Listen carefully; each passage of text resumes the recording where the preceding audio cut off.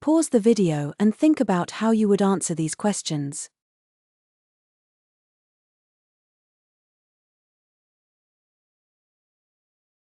The language situation is the totality of all languages, territorial and social dialects, functional styles, etc., which are used in the country. Language situation is one of the most important objects of sociolinguistics, which is usually characterized by qualitative, quantitative, and evaluative parameters. If two or more languages are common on the territory of one country, to study the linguistic situation, it is important to determine the degree of prevalence of each language, as well as their evaluation characteristics. There are two main indicators of language power. The first is an indicator of demographic strength, which is determined by the number of speakers of a certain language in relation to the total population of the territory under study. The second indicator of the communicative power of a language is determined by the number of communicative spheres served by each language. Under conditions of rivalry between two or more languages in one country, its communicative power is especially important for the survival of a language. According to this parameter, language situations are divided into balanced and unbalanced. In a balanced language situation, both languages have an equally strong communicative power. An example can be the linguistic situation of Belgium, where the ratio of French and Dutch languages is approximately the same. An unbalanced language situation is observed in West African countries. Here, local languages prevail in terms of demographic power, but are inferior to European languages in terms of communicative power. The communicative factor in the fate of languages is so important that it sometimes affects demographic dynamics. The younger generations of an ethnic group that demographically prevailed in a certain polyethnic society could gradually switch to the language of a numerically smaller ethnic group, but with a larger set of communicative functions and spheres of use, which over time also changes the numerical ratio of population groups that use different languages in favor of the communicative leader. As an example, the Swahili language at the beginning of the 20th century was native to only 2 million people on the east coast of Central Africa, while today the number of its speakers, according to various sources, is approximately 35 to 50 million people. Similar processes developed in Indonesia and the Philippines, where the languages of the by no means the most numerous ethnic groups, Indonesian and Tagalog, respectively, became widely used, and state languages.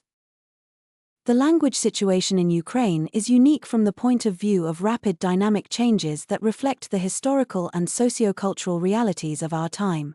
The latest relevant factors that shape the linguistic face of modern Ukraine are the law on ensuring the functioning of the Ukrainian language as a state language in 2019 and the updated Ukrainian spelling in 2019. A number of provisions of the repressed spelling of 1928 were returned as variable variations, the socio-political context, the events of two revolutions in the recent history of Ukraine, the Orange Revolution of 2004 and the Revolution of Dignity in 2013 to 2014, the process of decommunization of Ukraine that began in 2015, and the Russian-Ukrainian War starting from 2014, when one of its causes was the manipulation of language questions. According to the latest All-Ukrainian Population Census of 2001, there are more than 130 nationalities and ethnicities in Ukraine, of which Ukrainians make up 77.8%, the Russian national minority, 17.3%, and the remaining significant ethno-linguistic minorities, 4.9% of the population. The number of Ukrainian-speaking and Russian-speaking parts of the population did not correspond to the number of Ukrainians and Russians on the territory of Ukraine. During this census, 67.5% of the population of Ukraine named Ukrainian as their native language, which is 10% less than Ukrainians in general, and 29.6% considered Russian as their native language, which is 12% more than ethnic Russians.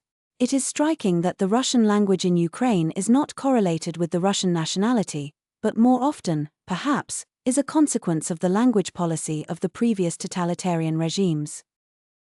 However, the latest surveys show that currently 78% of Ukrainians consider Ukrainian as their mother tongue, and 18% Russian, which indicates a rather significant change in the language situation in the country in the sense of balance and coexistence of the two languages, Ukrainian and Russian.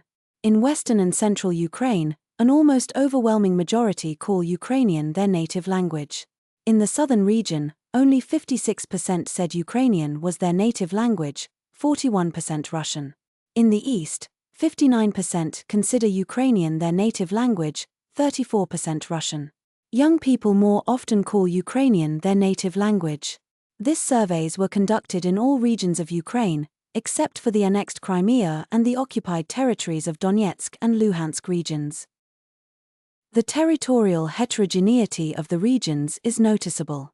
There are obviously three large regions on the territory of the country, in the middle of which certain linguistic and political differences are noticeable: the weakly Russified West, Volyn, Rivne, Ternopil, Lviv, Ivano-Frankivsk, Chernivtsi, Zakarpattia regions, moderately Russified North and Center, Melnitsky, Vinnytsia, Zhytomyr, Kiev, Chernihiv, Sumy, Poltava, Cherkasy, Kropyvnytsky regions, and strongly Russified South and East, Odessa, Mykolaiv, Kherson, Dnipropetrovsk, Zaporizhia, Kharkiv, Donetsk, Luhansk regions, Crimea. The reasons for such differentiation and heterogeneity are the geographical location of the territories, being under the rule of different countries in different historical periods, different economic, cultural and linguistic development of the situation. Multilingualism as a socio-cultural phenomenon is undeniably present in Ukrainian society, in which the majority of the population speaks languages other than Ukrainian, albeit with varying degrees of proficiency in them. Multilingualism in one form or another manifests itself in different regions of Ukraine and is implemented at the socio-economic, political, legal and cultural levels. National minorities are called to promote the rapprochement of people of different nationalities, to foster tolerance and respect for foreign languages, cultures and religions in the case of its harmonious implementation. However, the formation of language policy on the basis of multilingualism exclusively based on the generally accepted modern experience of the Western world may not fully correspond to the realities of Ukraine, where multilingualism is largely a reflection of the historical policy of artificial imposition of other languages by the invading countries during the period of its colonial past and the forced displacement of Ukrainian from the use of its population, which became the starting point for generating a deeply conflicted context of the language issue for the population. Thus, the current predominant Ukrainian-Russian bilingual language situation in Ukraine is the result of a long war against the Ukrainian language, Ukrainian identity and Ukrainian statehood, which Russia started after 1654 and which continued in modern history in the form of linguistic and cultural expansion as well. In the first years of its existence, the USSR pursued a policy of Ukrainization in the conquered Ukrainian lands in order to gain the support of the local population. Considerable lexicographic and terminological activity was launched. In the early 1930s, the Stalinist regime curtailed these activities, banned all dictionaries published before that as nationalist and approved a new spelling that brought the Ukrainian language closer to Russian. In 1924, the Lex Grabski was adopted in Poland, a law that reduced the ability of parents to send their children to Ukrainian schools and increased the number of bilingual, Utraquist, schools. Not long before the Second World War, a network of cultural and educational institutions catering to the needs of national minorities was liquidated in Ukraine. During and after the war, certain national minorities were subjected to repression and expelled from the borders of Ukraine.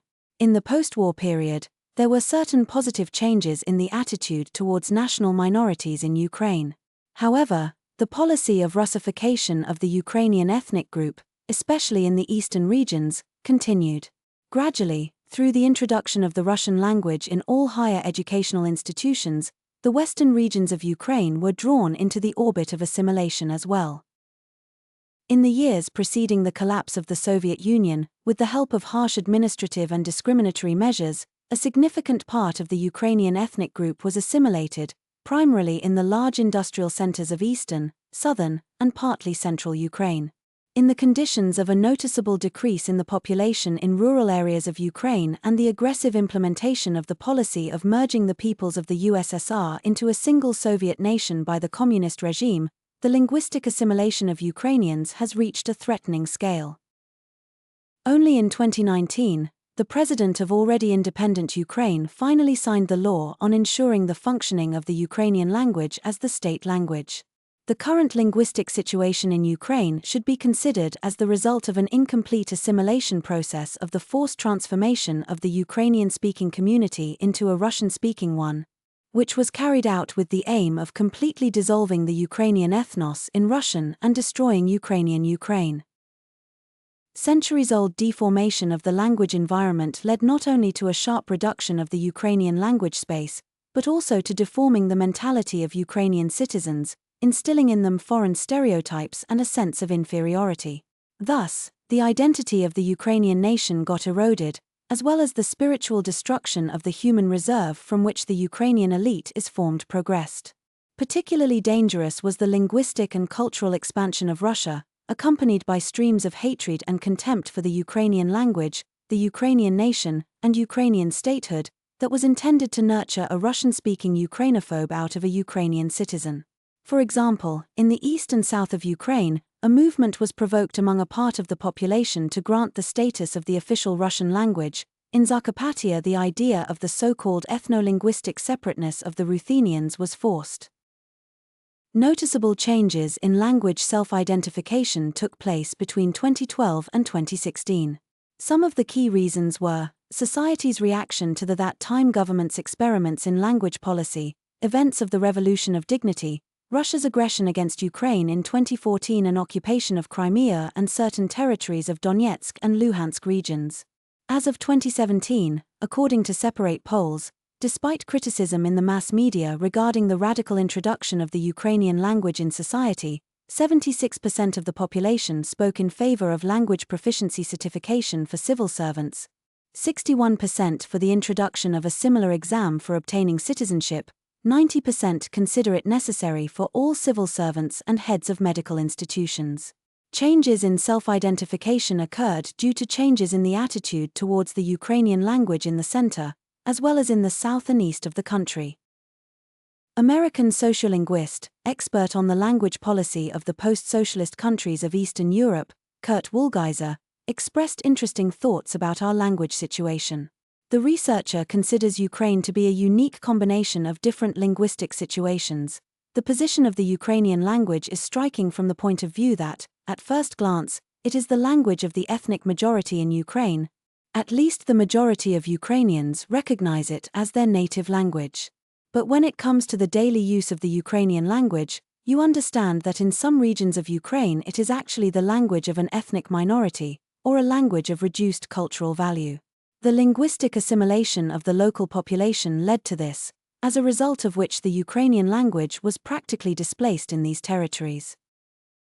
According to Kurt Wohlgeiser, Ukraine combines the Irish and Belarusian language development scenarios with the situation in Catalonia. In this country, the local language was subjected to discrimination, but recently it is actively reviving. This is facilitated by the support of the authorities and the Catalans themselves, who have never shied away from their native language before. According to Wohlgeiser, the situation of Ukraine in the west and center is somewhat similar to Catalonia, while the south and east are more reminiscent of Belarus and Ireland, which requires a particularly thoughtful and effective language policy from the authorities. The current language situation in Ukraine in connection with the change in language policy is characterized by the processes of combating old stereotypes and new trends in language planning. The most noticeable innovations are observed in the field of evaluative features of languages. The Ukrainian language among the Ukrainian-speaking and non-Ukrainian-speaking population of the country is becoming more prestigious over time. The indicator of its communicative qualities and aesthetic value is gradually increasing in public consciousness. The process of falling loyalty towards Ukrainian has stopped. The linguistic and national consciousness of Ukrainians, as well as representatives of other ethnic groups, is strengthened. The latter sometimes prompts certain adjustments in language policy. According to a survey conducted by the Ilko Kucherev Democratic Initiatives Foundation in 2022, after the full-scale invasion, the number of citizens who speak Ukrainian more often at home is increasing. This dynamic is a consequence of both the effect of symbolic rejection and, in part, the impossibility of conducting public opinion research in the occupied and frontline territories of the South and East. The issue of the relationship between language identity and language practice remains relevant. Some citizens of Ukraine, who consider Ukrainian their native language, communicate in Russian in everyday life. In particular, this is widespread in the south and east of the country. Ukrainians tend to explain the consumption of the cultural product of the occupiers by a part of Ukrainians even after a full-scale invasion, mainly by force of habit. In addition to language, respondents were also asked about their identity. When asked what nationality they associate themselves with, 95% indicated Ukrainian nationality, less than 2%, Russian, 1%, both Ukrainian and Russian, and another 2%, some other. The last question concerned criteria for determining nationality. Respondents were offered to choose between hereditary, by the nationality of the parents or one of the parents, civic, by the country in which I live, linguistic, by the language I speak, and attitudinal, by my attitude towards this nationality, criteria. The hereditary definition of nationality was chosen by 48% of respondents, the civic one by 36%, the linguistic one by 3%, and the attitudinal one by 7%. Indeed, 2022 was the year of changes in the language situation in the country. Supported by the world community, approved for joining the EU and NATO, Ukraine became a member of the European Federation of National Language Institutions. We became the 45th language institution of 32 European countries that share the values of global language policy. Today, this federation unites all the leading national language institutions of Europe or EU member states. Among the main tasks of the organization are control over the implementation of language legislation, protection of state languages, collection of materials on language policy in the EU, encouragement to study official European languages for the sake of linguistic and cultural diversity in the EU. There is no linguistic anarchy in civilized countries. The state is obliged to regulate interlinguistic relations. But at the same time, one should take into account the peculiarities of the language situation that has historically developed in one or another territory.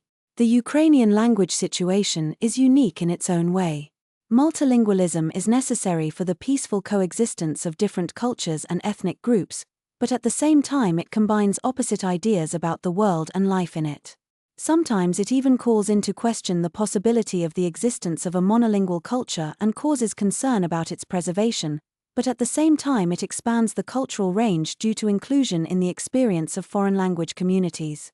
Thus, Ukraine is forced to look for its own way of solving the problems of multilingualism within the country. Pause the video and think about how you would answer these questions.